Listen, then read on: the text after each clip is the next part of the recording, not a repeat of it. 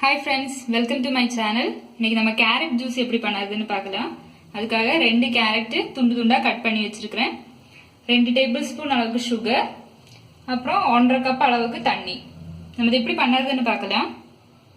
ஒரு ஜாரில் கேரட்டும் தண்ணியும் சேர்த்து நல்லா அடிச்சு எடுத்துடலாம். கொஞ்சம் கொஞ்சமாக தண்ணி சேர்த்து நல்லா அடிச்சு எடுத்துடலாம்.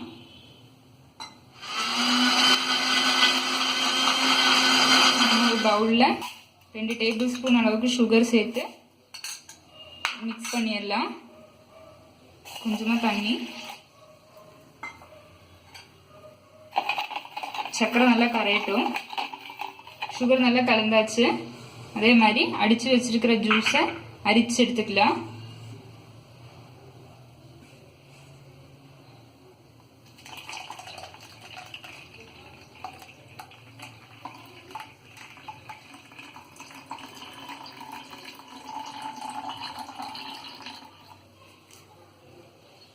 ஜூஸ் ஃபுல்லாக அரிச்சு எடுத்தாச்சு. இனி இது ஒரு கிளாஸ்ல சர்வ் பண்ணிக்கலாம்.